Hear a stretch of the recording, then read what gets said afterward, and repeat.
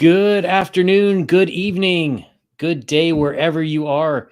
Today, back again for the 10th anniversary of Era Consortium. We have Ed, the Shade himself, Jowett. How's it going? You just can't get rid of me, can you? I thought you were going to say back again on the stream for the 10th time, because it must be close to that now. I mean, maybe it's Is it 7 10? or 8, but I don't I'm think not it's sure quite it's 10 10. yet. I'm not sure it's quite 10, but it's I don't know. a few. It's a few. Maybe I'll have to give you your own playlist. So you were just on a few weeks ago. Yeah. And back again for the 10th anniversary of Era the Consortium. So how awesome is it to have made 10 years? It's so weird, because when I started, I never really thought like, oh, it'll be 5 years, 10 years, whatever. I never really thought about it. You know, it was sort of, I'm going to make this book. And then it was sort of like, well, I enjoyed making that book and I'd like to sort of add some things. So I made some expansions. And then before I knew it, I was at 5 years. And then I made some more expansions. And now I'm at 10 years. And the universe just grows on its own. You know, it's sort of, it's got a life of its own, as it were. And for me, what makes it really special is things like the living campaign, or the we actually ran a 24-hour game last weekend, just the weekend just gone. And I had other GMs join and participate and run some games. I ran 16 hours of the 24. We had players who played right the way through the 24 hours because they're crazy. Wow. And it was a reminder for me of why I started right at the beginning, because it was about bringing stories to people, stories that maybe I couldn't get from having one science fiction tabletop role-playing game. Era the Consortium is about letting you tell the story that you want to tell without having those restrictions that come from, oh, well, it's Star Trek, so it has to be a Star Trek kind of story, or Star Wars, so it has to be a Star Wars kind of story, or Firefly, or Mass Effect, or all of the things. Mm-hmm. And what we did during our 24-hour game is we did some combat stories. We did some exploration stories.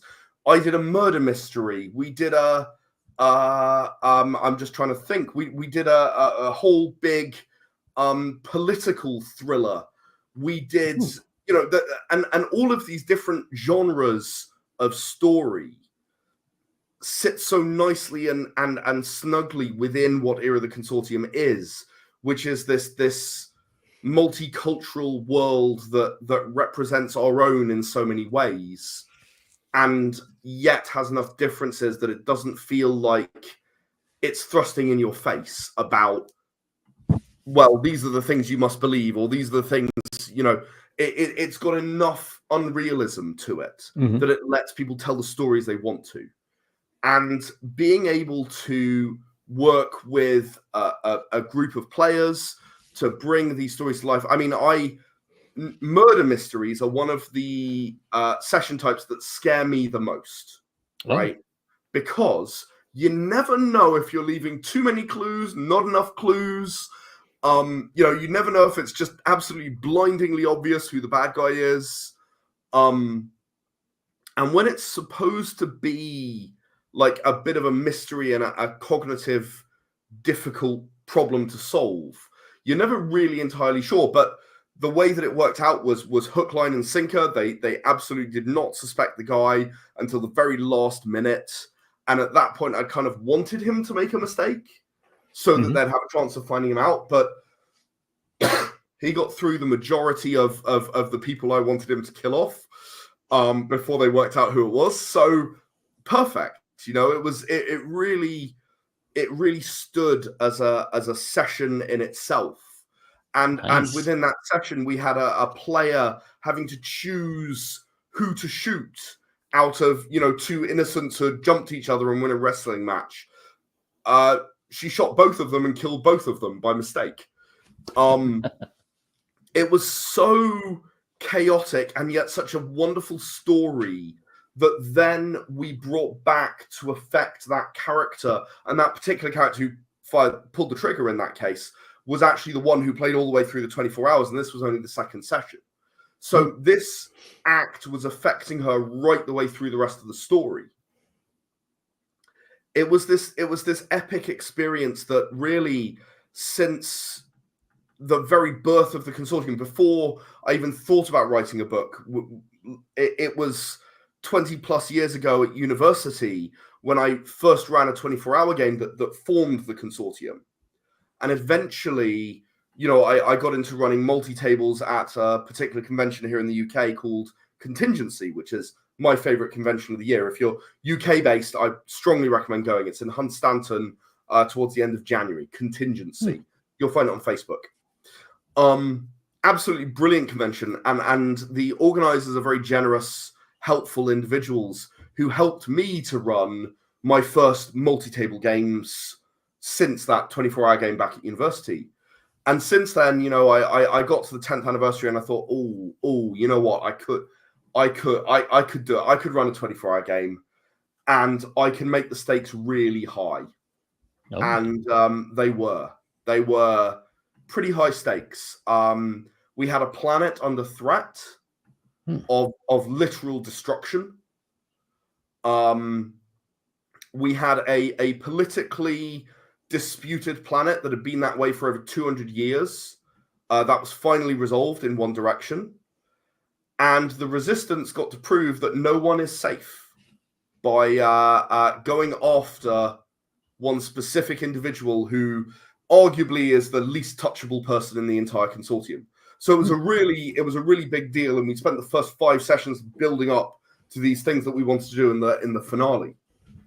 We had a great rotation of players, and we all just sat down to enjoy telling a story together and to celebrate Era of the Consortium's 10th anniversary.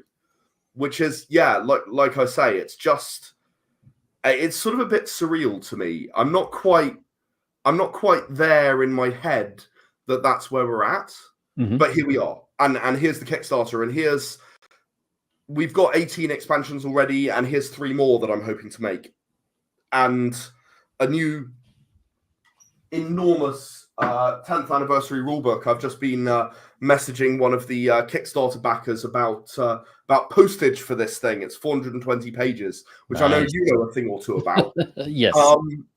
And this is the 5th anniversary version, but there's going to be a 10th anniversary version with some changes and improvements. And just being here from, you know, with this 10th anniversary on the horizon from right back when it started. This was the first book. This was the first copy of the first book. This was actually a proof that nice. I did. So for the people who may not know, what exactly is Era of the Consortium? Yeah, I probably should have led with that, shouldn't I? Thank you. Era of the Consortium is a science fiction role-playing game that instead of saying, oh, this is like Star Wars or like Star Trek or even like its own thing, it offers 500 years of playable history. So the idea behind that is that you don't choose one type of sci-fi game you're going to play. You play whatever subgenre of sci-fi game you would like to play. And I actually wrote in the Definitive Edition rulebook 45 different subgenres of sci-fi, all of the subgenres I could come up with, and exactly where you would dip into that history to play it. So, for example, if you want to colonize a new world, you're the first colonists on this new planet, you've traveled across space for 1,000 years, woken up with no memory, and now you have to colonize this planet, you play right at the start. If you want to do the exploration thing, there's an opportunity not far in where you're exploring a brand new solar system, but it's a bit less Star Trek and maybe a bit more, I don't know, Firefly feeling of if you imagine exploring in the Firefly universe, it's more like that. You've got a solar system, you don't know what's there, you're sort of visiting these planets and they aren't charted or mapped or whatever. It's got that more we could die out here kind of vibe to it. Beyond that, first contact with alien species, very sort of Star Trek moments there. You've got a disastrous first contact that ends up in what they call the Bug War, which is very much a Starship Troopers kind of experience. Actually, I can't help but see see my friend up here. This is something that we made quite a lot of years ago now. This is a Zimian worker. Oh, cool. It's one of a kind, and these are the insectoid aliens that they can rip human beings in half. They're about twice the size of a human being, and these are the alien species that we fight in the Bug War. Then you've got transhumanism, the more positive side of sci-fi. You've got the opportunity to do something like Aliens or Dead Space. You've got, as you move later, you've got the Star Wars-esque thing of the iron-fisted government, who's got all of the control on everything, and you've got the resistance movement that desperately wants to fight back, but frankly has no idea what they would do if they actually did win. And you've got all of these subgenres of sci-fi, and I've only mentioned a few of them, obviously, because I could go on forever. But I am a lifelong sci-fi fan, and what I did was pour everything that I know about sci-fi into Era of the Consortium to make it work. And the way the history works is one of the best things that I think about the game, because instead of having to read this entire history, there's a timeline that's then expanded into stories told through the eyes of the people who are making that history. So rather than having basically a history book, you're talking about, this person voted to make this world alien property. Okay, non-human, it is part of the Consortium, but it's sort of owned and managed by the aliens. What did he feel? What did he think and decide? And why did he make that decision? Told through his eyes. Interesting. Through that much more real. In fact, I once pitched this to someone at a comic convention, and they bought the book because they were a history teacher and they loved the idea of telling history that way. So, absolutely beautiful. You can imagine after 10 years of being around, at multiple conventions, I have endless stories about people who've played this game and enjoyed it and loved it and wanted to bring more of it to life. So there's often some controversy between games that are, you could say on one hand, they're on rails, and then on another hand, it's sandbox. I divide books up into types 1, 2, and 3. So a type 1 would be like a player handbook, a dungeon master guide, monster manual type of thing. 2 would be a setting guide where you'd have lore, you'd have history, and you'd have plot hooks, but not necessarily any set storyline. And then the third one is where there is a storyline, although how much players interact with the storyline is up to them and the DM. Where would you say that the 10th anniversary era book falls on that? That is a really complicated question for a really good reason, because different parts of the book are kind of slightly different. So the part 1, basically the story of the Consortium, the 500 years of history as it follows through, that might be more like a number 2 or even a number 3, in fact, because you can interact with it, you can change it. We even wrote an entire time travel campaign where you can go back in time and change the history. Now, I reckon any GM could probably do that. You could look at what the events are in the history, change it, and figure out how it would change. Any reasonably experienced GM could quite easily achieve that. And that's the way I view the history is like a scaffold, right? It's not got any inherent necessary things that happen outside of the poles. So there are some things that do happen and are sort of fixed. You could change those, but you might have to rebuild some of the scaffold as a result. The rest of it is totally open. So, I say, stealth suits were invented. Okay, cool. They let you turn invisible. It's awesome. You can infiltrate places. What did the first group of people do with stealth suits? Not mentioned. Go be the first group of people who had stealth suits in that universe. Go be a bunch of thieves, or go do Ocean's 11, or I don't know. I have no idea what happens. That's for you to tell the story. I'm just trying to say, right, from this point on, this piece of equipment is available. Before that, not so much. So, sort of part 1, at least part 1, section 2, which is the history of the future, I call it. That part is very much a 2 or a 3. The setting guide is in there as well, like the pure setting guide of I've got very little in terms of exactly what you need to do here. It is this is what this world is like. This is what the laws are like. This is what the tech level's like. This is what it's like to live on that. This is how the population feel about living there. This is how in control the Consortium are versus the Resistance at various points through the history and so on. So I guess that would be a 2 because it's sort of a setting guide with not too much in the way of plot hooks. But then you've got the character creation, the equipment. That's all based on the date that you're playing. So all of that is a bit more rigid. It's a bit more, okay, here's your type 1. You know, if you are playing before 200 CE, you cannot have this thing. It's not been invented. Sorry, you just can't have it.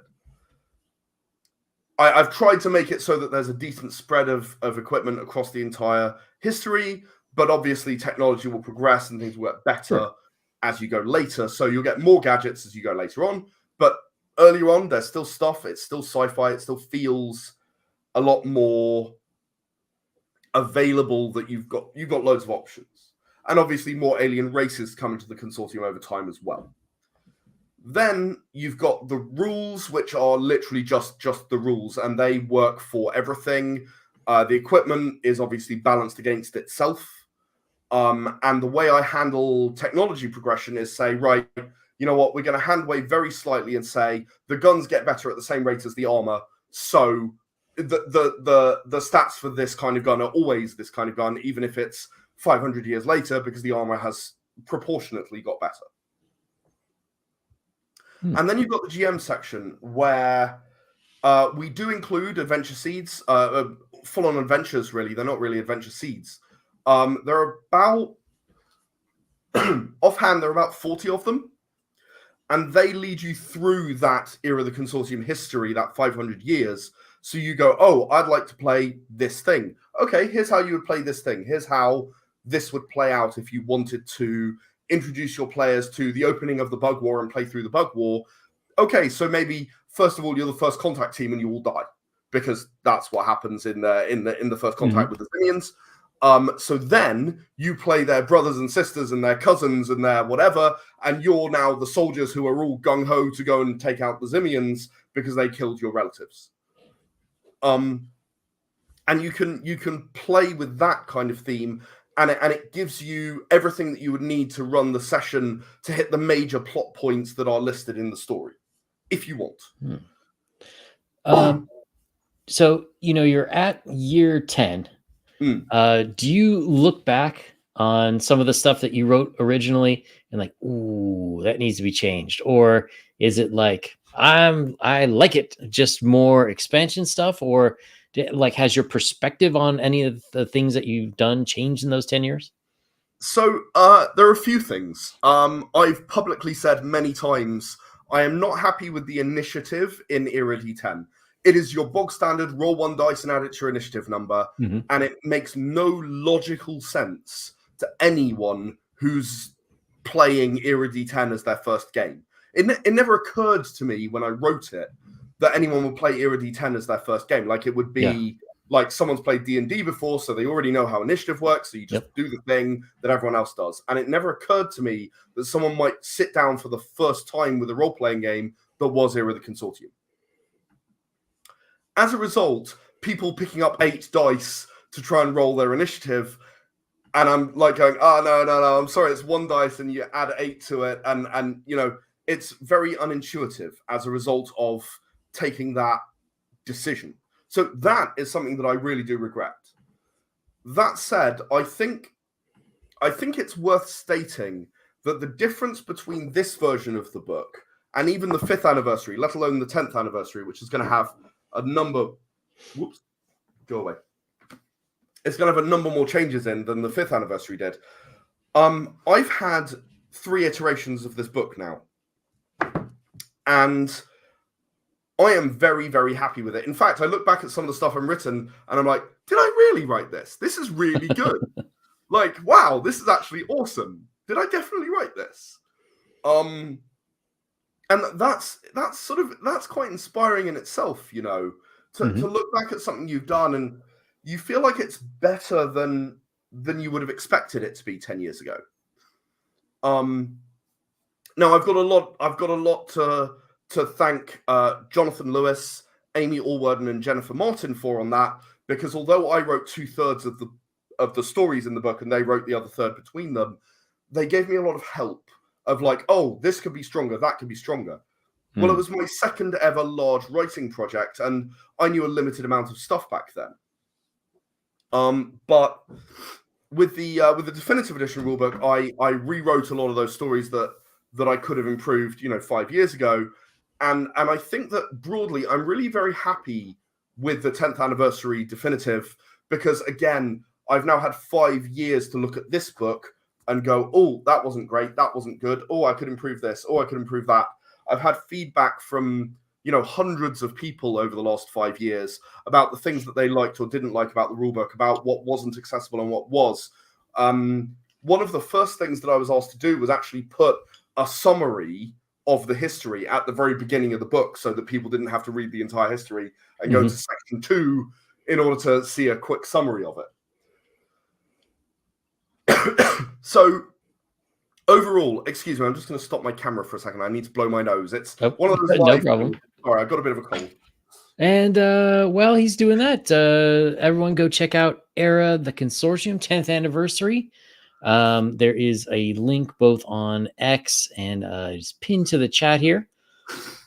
So yeah, go check that out. It's on Kickstarter, 18 more days. And let me see, it is not quite funded. So it looks like it's about halfway there. You guys should go check it out. There are a lot of different pledge levels for anyone who's absolutely. And you've actually got in very quickly here. You're the first person I've spoken to. I launched it only just about 24 hours ago. Oh, so yeah, I mean you're right in there. You're the first person I'm talking to about it, which is why I'm still so enthusiastic. Well, okay, I'm always this enthusiastic, but yeah, 50% funding in 24 hours is absolutely that's awesome. Wonderful. I could not be happier. And basically, the core of the Kickstarter, you've got it right there. The core of the Kickstarter is you can have the 10th anniversary. It looks a bit like this. It's 420 pages long. It is slightly on the expensive side. I'm not going to lie. Most of that is print costs. It's really not very cheap to print a book that size. Again, as I know you know very well. And then we've got the pocket edition. I'm using Era Silence here, but it's actually a pretty good indicator. This is 50 pages, and the Era of the Consortium one is actually 70, so it's a little bigger. Okay. But it's this A5 size, so half the size of the other book. And what I've managed to do is compress everything down. I've had to abridge some of the words, but I believe that it does contain everything in an explainable, understandable way. I've had some experience doing it. I've published quite a few pocket games now. And that is going to contain absolutely everything you need to play in the living campaign, which is something that's definitely worth talking about. Every pledge for either of those books includes all of the expansions that we unlock, which is that top row there. We've got 18 already. I'm planning to do 3 more immediately.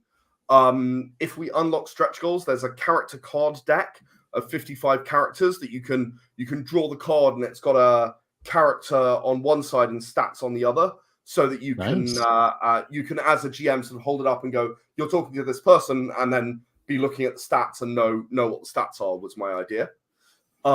We've also got a number of planned expansions that we're hoping to fund through stretch goals. We've got Era the Resistance, which is that's my joke, because the Resistance fights the Consortium. So Era the Resistance is like a Resistance handbook. I did say that the Resistance don't necessarily know what they would do if they won. So I thought it'd be really fun to go into sort of all the sub-factions of the Resistance, because different people band together to overthrow the Consortium, but maybe some of them are pirates, and some of them are just massive psychopaths who want to kill people and the Resistance gives them a chance to do that. And some of them are genuine freedom fighters who want to fight for democracy or whatever it is that's their thing. The Sirona Specials, it's sort of inspired by, I guess you could say, inspired by the Suicide Squad. It's sort of you become sort of prisoners who've been sent on a mission to go do a thing. And obviously they'll send you into horrible, dangerous suicide missions because why not? And Revival number 2. Revival's worth a quick mention. I'm depopulating my bookshelf behind me here. Revival is my favorite book that I've ever written. It's inspired by Aliens and Dead Space. And what it does is it contains a you board a ship. You're a search and rescue crew, and you board a mining conglomerate mining vessel, which is that way.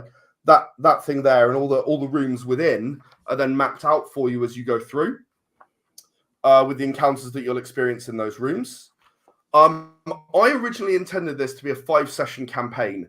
It ended up as 150 odd pages, a little more, with a bestiary and a full map of everything inside. Here's an example oogly boogly you can run into. Complete with stats, of course. Cool. And it's a 15-session campaign. This is one of my favorite campaigns I've ever run. I wrote it with the amazing Jonathan Lewis, who gave me a lot of help with the original Era of the Consortium rulebook. And he just desperately wanted to write something a bit Dead Spacey. And so I said, fine, let's do it. And this is what we came up with. And, as anyone who's a fan of Dead Space is aware, there is a Dead Space 2. We felt like we wanted to do something of that flavor, which is a slightly different flavor to Dead Space 1, where you've got a bit more of the answers going on than maybe in the first one. And we thought that what we could do, he and I, as an interesting exercise, wrote an idea for a script for an Alien movie. Or an Aliens movie, I should say. More like Aliens than Alien.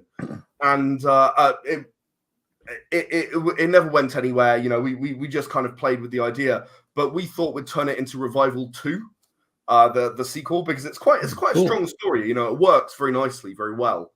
And we thought it would be really fun to sort of have this story that we'd put together become this Revival 2 sequel. Revival is one of the 18 expansions I mentioned. It is available on this Kickstarter. Excuse me. So yeah, we've got a lot of exciting stuff available. We've got 10th anniversary t-shirts because, you know, we can't possibly not do that. You can get the back expansions. And yeah, what we wanted to do was celebrate the 10th anniversary of Era of the Consortium and sort of bring you the opportunity, whether you're brand new to the Consortium or you're a veteran who's been around for all of the 10 years. And there are a couple who are back, having backed this project. You know, they're back the original one and they're back now, over 10 years apart. You know, they're back and they're supporting the project, which is it's amazing to me. You know, I can hardly believe it, to be completely honest. So yeah, phenomenal. In terms of pledges, we made sure everything's available in digital as well as physical. I didn't want to let the number of pledge tiers get too high, so a few things are in add-ons. But you can add as many pocket editions as you like. So if you're sort of a GM and you want to have one definitive edition and then like 3 pocket editions, that's there. But if you then want a 4th one, because actually you've got 4 players, not 3, you can just add an extra book on. We've got a bundle that gives you the t-shirt. We've got the ability to get all of the books for Era of the Consortium in a digital catch-up, which you've got on the screen there. And bear in mind, that is that's well over 1 million words, the 18 expansions and the definitive edition. Wow. So there's a lot to get through. I am unstoppable. So are the pocket editions more like what you might call a player's guide, where it's they are okay. like they are actually a full rule book. But what it is I've had to cut a lot of the lore out of the world. So what I've done is condensed a page of description about a planet down to 3 or 4 lines. So it'll give you a flavor, but that's about it. I see. Okay. All of the character creation options, all of the equipment options, they're in there. You see, very early on, I did what I call a rulebook primer. This is only 40 pages long. But the problem was with that, I could not... Oh, this is a very old one. This is a very old one. I could not fit in all of the character creation options. So I had to dump some of the character creation options. I only gave you human, Eulutian, and 1 type of Simian. And there are actually 4 species in the Consortium, 3 types of Simian, 2 types of Eulutians, and then there's the Valithi, which have 4 different types. So you lost out on a lot of things in this original rulebook primer. And what I didn't want to do was repeat that. I worked very hard, and I know it sounds like it should be really easy to like condense it down, and all you're having to do is throw stuff out and cut it out and throw it away. But I wanted everything that you need to play in the living campaign, which is, I talked about the world being at risk in the 24-hour game. That's through the living campaign. We actually have a living campaign. Let me send you a link. Maybe you can pull that up on your screen. All right. Because I think people might find it interesting. We've been running a living campaign for the last 3 or 4 years now.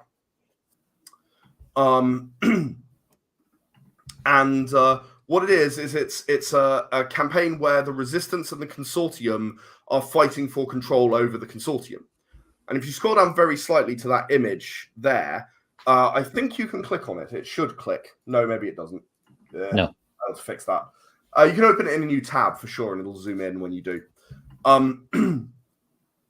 But that there is the map of the Consortium, showing the blue for the Consortium's control and the red for the Resistance's control.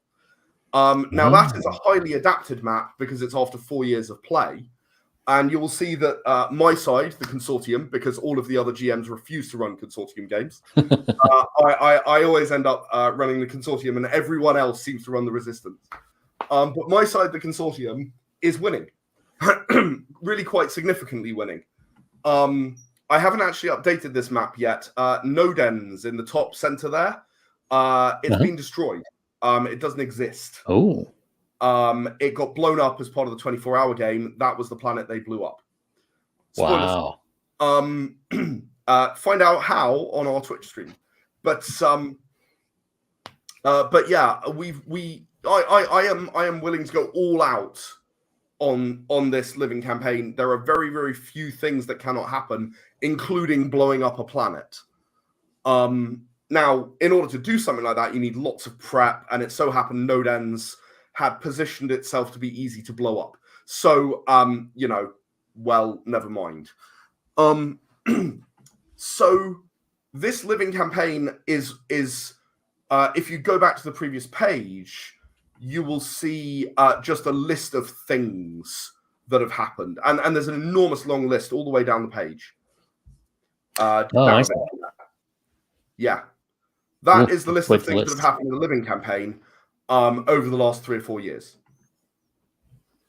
Quite a lot of sessions, as you can see. And we adapt the universe to what people do in their sessions. And that's really important to me. So the pocket edition, again, about this size, is designed to give you not what the rulebook primer gave you, but everything that you need to understand the context behind playing in the living campaign. I might actually have to adapt it now because Nodens got blown up. I'm going to have to decide what I'm going to do about that because, I didn't really predict that happening.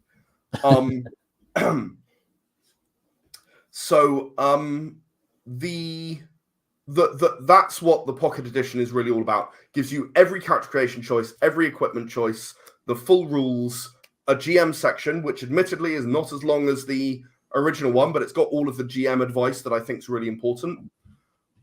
It's got a briefing on the world, which was specially written for that book. It's not like I just took what was already there and cut it out and played with it. I rewrote everything for that book.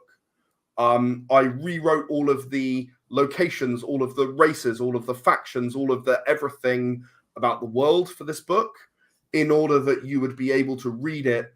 It would fit, a race went from a double A4 page to a quarter of a half of an A5 page, which is a significant word count reduction. So it was a lot of work, but doing that while maintaining the feel that I really needed to transmit, that was the important thing for me. That's what I tried to do with the Pocket Edition, and I really think I've succeeded. I'm quite happy with it. Interesting. So I guess the question is where does Era go from here? I mean, that's a great question.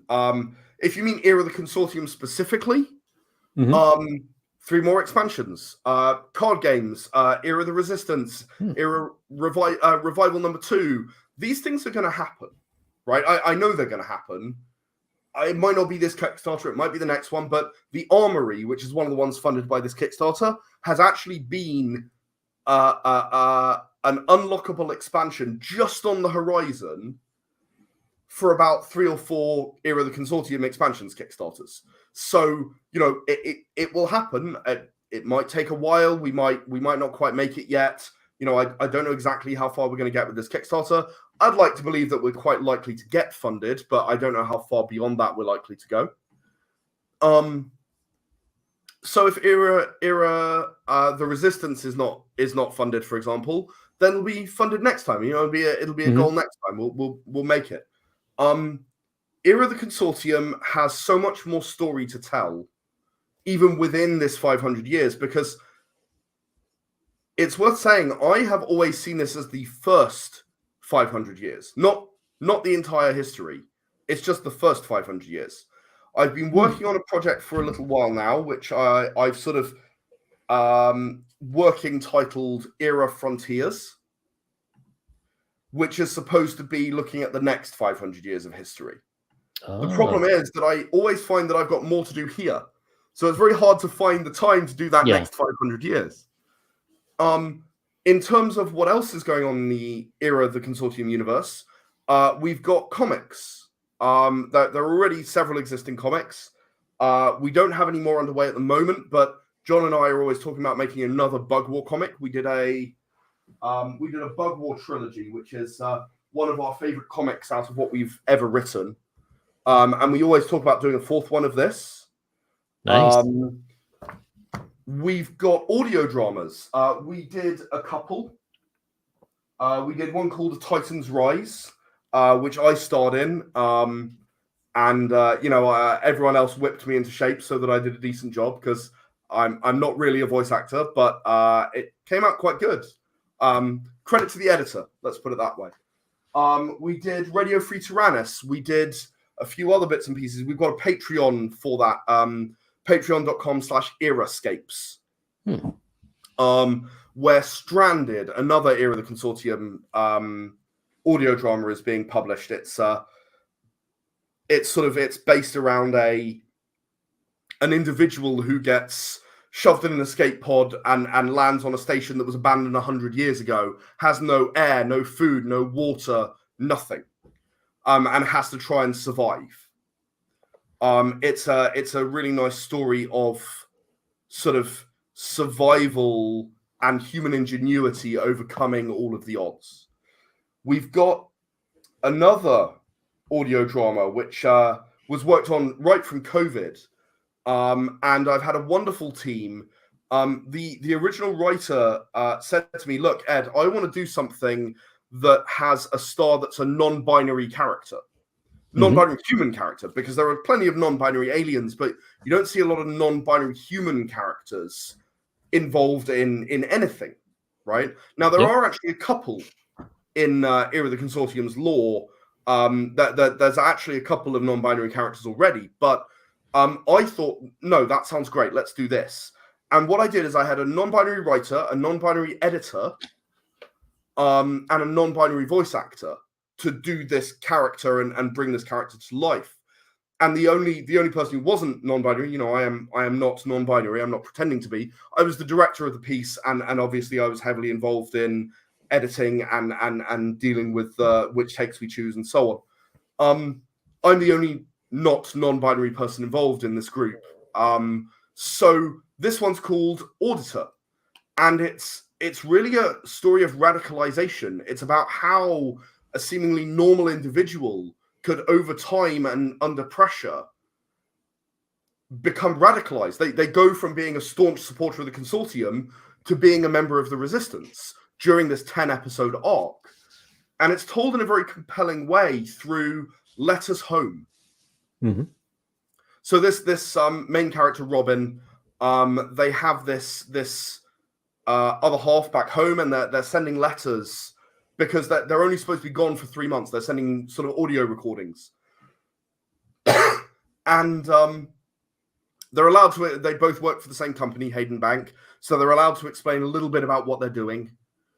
And you hear all these messages going back, and gradually, you know, this feeling that something's not right, and this pressure, and eventually it pushes Robin into this situation where they become a member of the Resistance by default, more or less.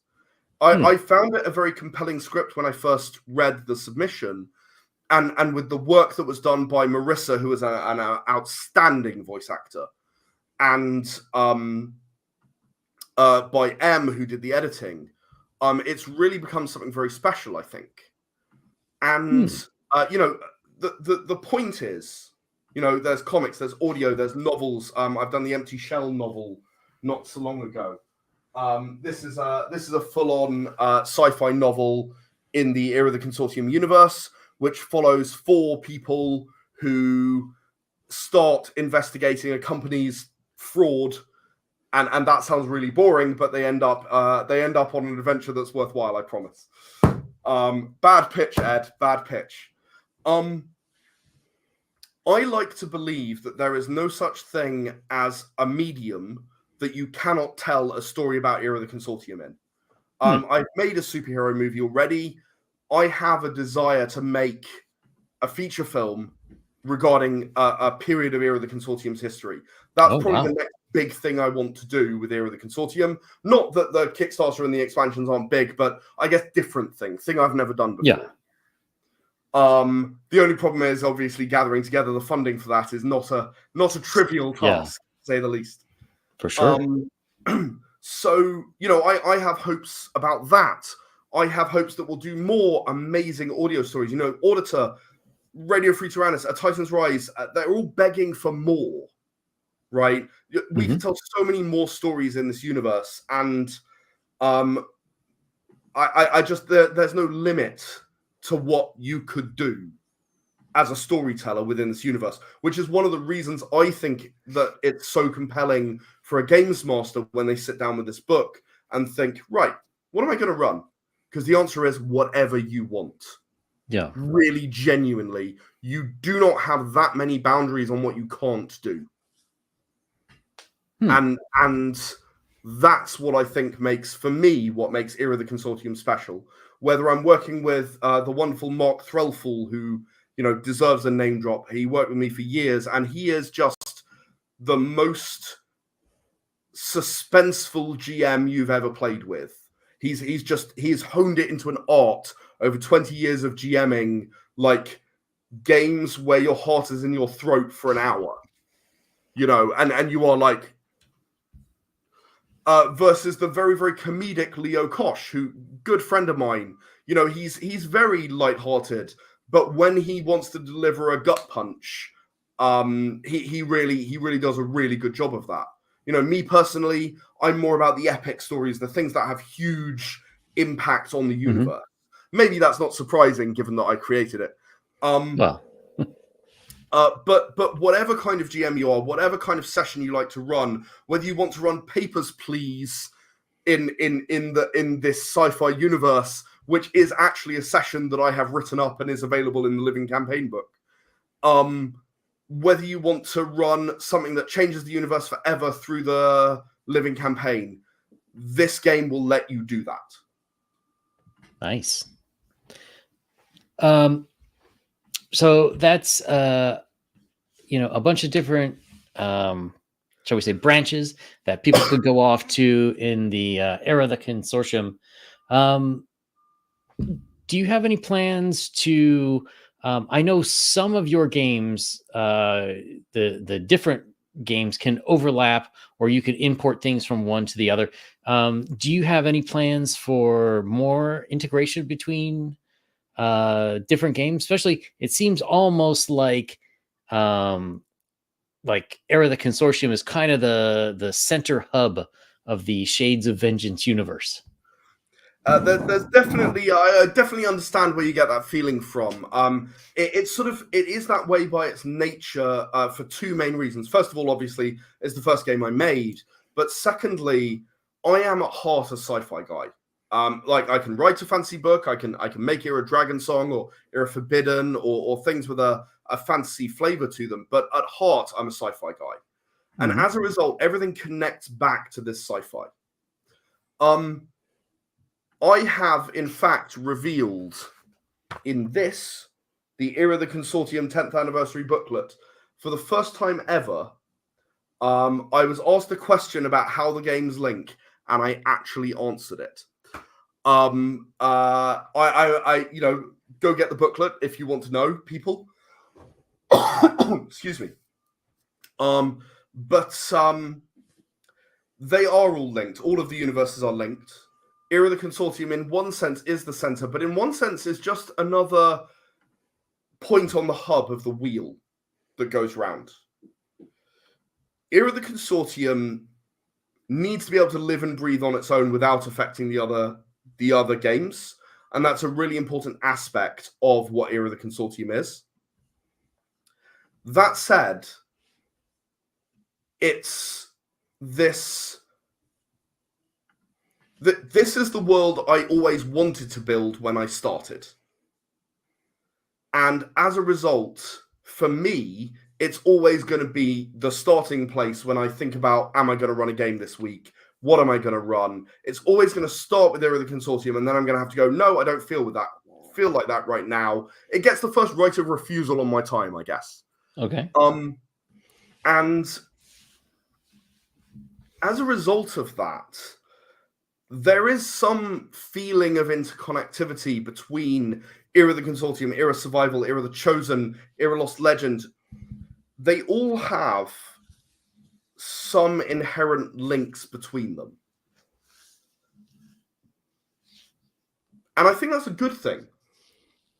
I think it keeps, while Era the Consortium is such a broad canvas to paint on, it keeps the same taste across all of the Era games.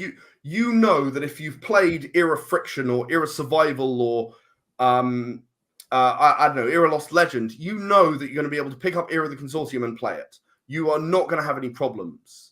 And I demonstrated that only just recently at the RP Haven, which is a UK-based company.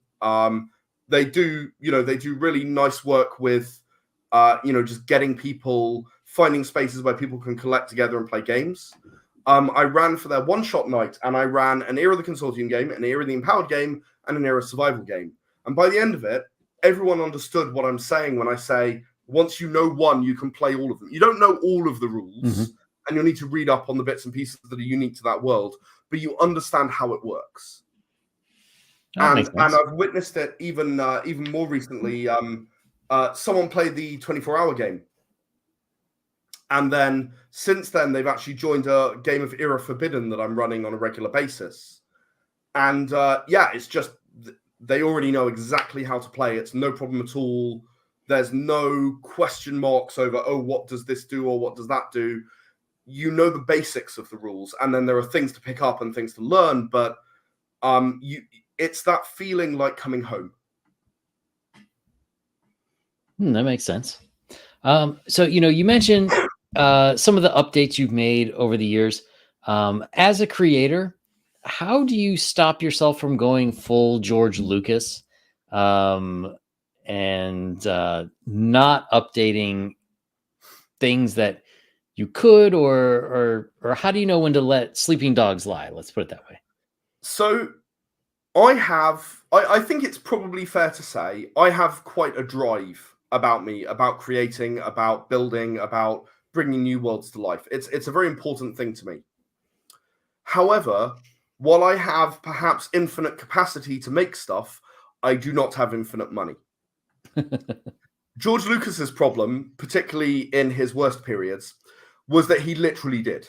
That there was no one to say no. Who's going to say no to George Lucas, for goodness sake? Yeah.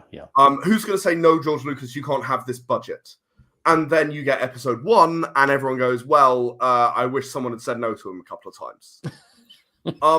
Yes. The interesting thing is that if you look back at A New Hope, there were people to say no to him there. There was the budget to say no to him. He had to make compromises. He had to make choices. He had to lose things that he couldn't do because it was impossible. That's the key to any creator not going too far. Someone to say no. And I don't have very many people to say no. I've got a couple. I've mentioned some of them on this stream already. Jonathan Lewis, Amy Allwarden, Jennifer Martin, Leo Kosh. Those people are the ones who are going to say no to me when I try to go too far, right? But secondly, and they don't often say no to me. It's quite rare for them to need to, because I have to. And one of the things I've become really expert at over 10 years is making 420-page rulebooks within a £3,000 budget. It's something I've had to become expert in, right? I've had to become really, really good at understanding where the right places are to make cuts and where the wrong places are to make cuts. Stories matter. Artwork matters.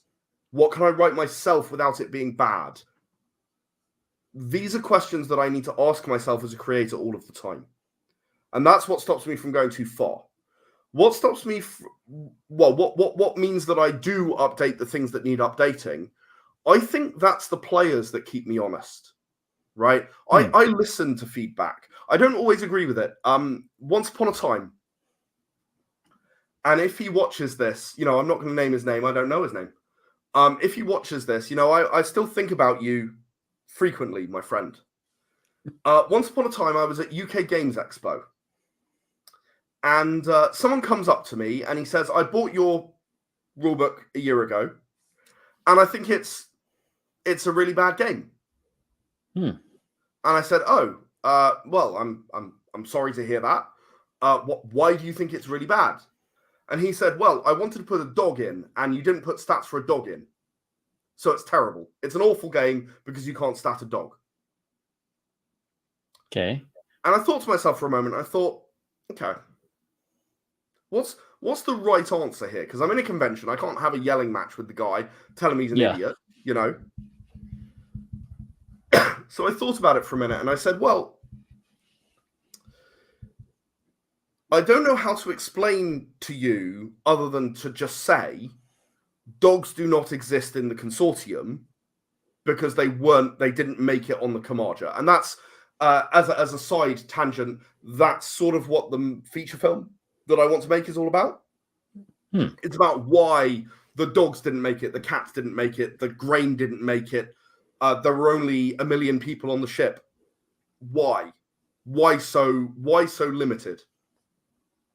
Why did the Kamaja travel for 1,000 years instead of 500 when everyone knows it was supposed to spend 500 years traveling? Why was the captain someone who maybe shouldn't have been the captain? I want to answer those questions somewhat with the feature film. That's my intention. So canonically, for me, ever since I wrote the original rulebook, dogs did not make it to the Consortium. So I said, look, canonically, dogs did not make it to the Consortium. And he said, "Oh, that just sounds like something you're retconning to answer my question." And I said, "Okay, well, fair enough. I understand that. It's actually not, but I understand why you would feel that way." So then I said, "Here is a human." I turned to the back of the book because there's an extensive set of stats to look at. Here is a human, and here is an acid-spitting panther. And if you scale between those to look at what a dog might look like, I think you would end up with this. And I started writing down numbers. And he said to me, "Oh, well, it's still a bad game because you didn't have a dog," and walked away. Well, and I think about that. I think about that guy every single time anyone gives me feedback. Because The answer is, okay, I understand your opinion. I don't agree with it. I think you're wrong. It's not the story I'm trying to tell. But if you want to tell that story in Era of the Consortium, here's how you do it. And frankly, if you are not willing to listen to the creator telling you how you do it, okay, fine, that's your choice. If you want to judge a game as crap because it doesn't have a dog statted in it, I think you're probably missing the point. But again, that's your choice. Not everyone is going to like my game, and that's just the way it is. That's a pretty interesting criteria for game choice. You know, I could see him in a game shop, like going through all the indexes. Dog. Dog. Nope, Oh, this one doesn't even have an index.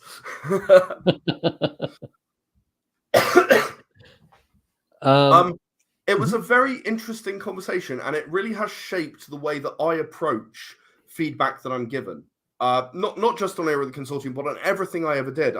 In a lot of ways, I'm very happy and lucky that happened to me as early on as it did. Because maybe otherwise, I would have felt that I was untouchable, unstoppable, perfect. I'm making the perfect game and everyone should just agree with me. I had a few really good reviews. I've had a few really bad reviews. Different people have different criteria for games.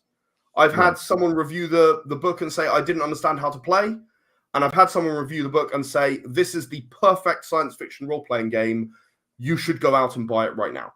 And I've had everything in between. Pretty high praise. Yeah, I mean, you know what? Mark Knights, again, maybe you're watching this, maybe you're not. I have no idea. If you are, I want you to understand that a big part of why I'm still going 10 years later is the fact that you were willing to write that about my game. Wow. Like, it made me believe in the moment when I didn't believe. That everyone runs into a moment where it's horrific and problematic and you don't believe in what it is you're doing and you think you're going to fail and your Kickstarter tanks and you just don't get funded and you don't know what you're going to do and you just feel humiliated, you feel lost, you feel like no one's ever going to like your game anyway, so there's no point. But in that moment, and if you're listening to this, whoever you are, if you're listening to this, if there's a game you like, tell the person who created it that you like it. Tell them why you like it. Tell them what it is. Not just that this is an awesome game, but what it is that they did that spoke to you.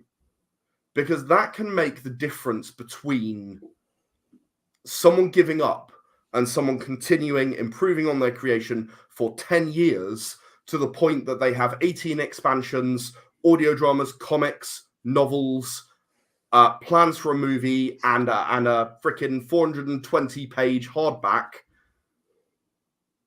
because someone believed in them that one time in that one moment. Yeah, I mean, that really is important, I think, because a lot of times when you're doing these kind of things, you're almost speaking into the void where you're doing things and it's like, oh, okay.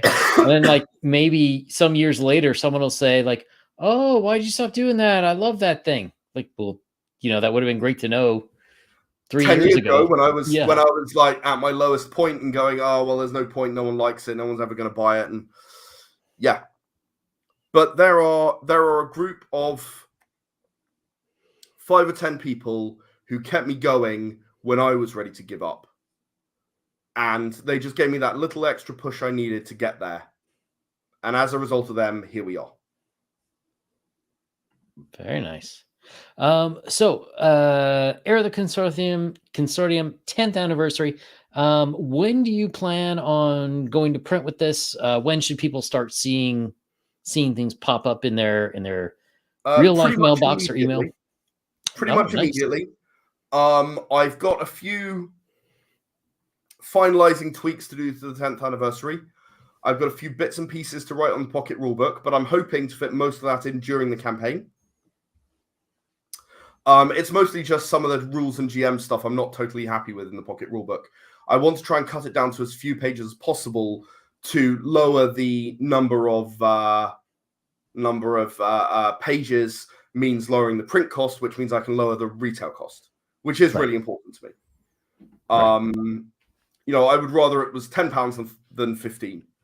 And I appreciate that people on Kickstarter might be willing to pay that £5 extra.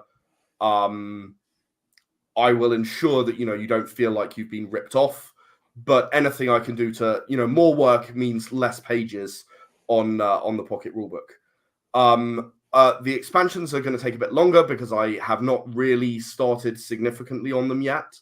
I've got bits and pieces of all of them. At least certainly the first 3, I've got bits and pieces of all of them, but they need some editing and some work. I am hopeful that I can get the 10th anniversary and the Pocket Rulebook out to people before the end of the year. Certainly in digital format, perhaps even in physical.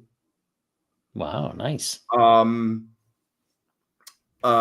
It's going to depend on how funded the Kickstarter is, whether that happens or not, really. That makes sense. I believe the T-shirts and the other bits and pieces that you're getting them physically, they should also be ready along the same timescales. There's no reason why not.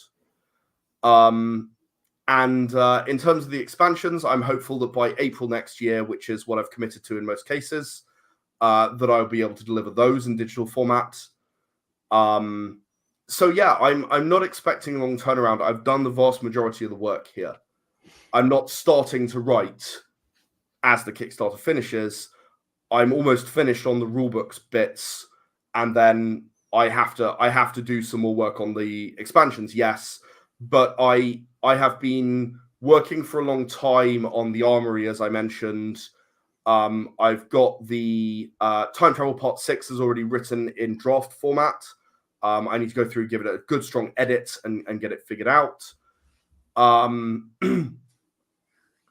And the other expansion has just slipped my mind, which is super embarrassing. Brain work anytime now. Okay, I'm going to scroll down and cheat. Sorry, watchers. I'm embarrassed. Oh, the company handbook. Oh, of course. The reason I didn't think about that is it's actually the one that's closest to done. Some years ago, I worked with Darren Watts, who is a generally recognized name in the indie RPG industry. And we produced New Worlds, which is here somewhere. We produced New Worlds together. And nice. What he actually did is he wrote New Worlds, and he wrote more than I wanted for the New Worlds expansion, which is all about exploration. It offers you a new solar system to explore, and a whole campaign for doing so, with with enemies and things to fight. Nice. When he wrote New Worlds, he actually wrote double the amount of stuff I wanted. And the rest of that was making your own company and so on. I thought he was going to write it as 2 books, but he wrote it as 1. Oh. And so I did New Worlds. Company handbook has been on the list nearly as long as the Armory has. Basically we're now at the point where I'm ready to go, right, I need to edit over this, give it a little bit of a polish on the rules that he came up with for making your own company, that we came up with at the time, he and I, for making your own company. And then I'm going to be ready with this. That's why I forgot it, because it's actually really close to done.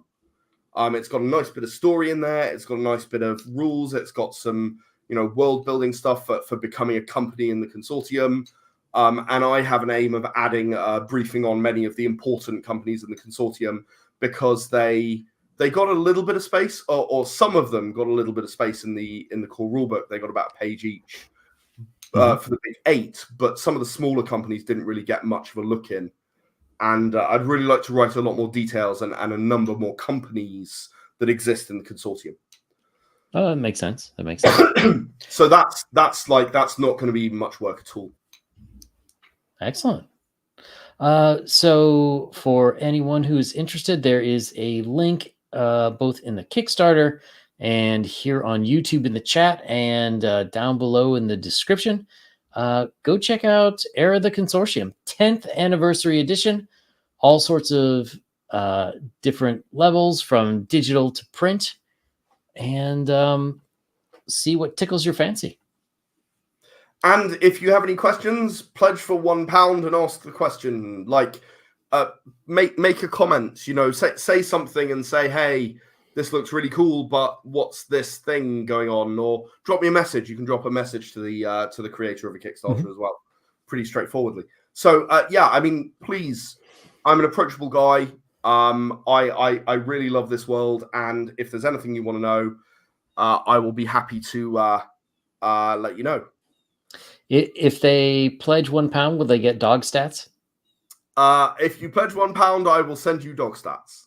If you pledge £1 and message me and say that you watch this stream and you come and you message me, I will send you stats for a dog in Era of the Consortium. There you go, folks. That, can you? That makes exclusive. It a good game. At that point. That makes it a good game. That's right. All right. So thanks everyone for coming.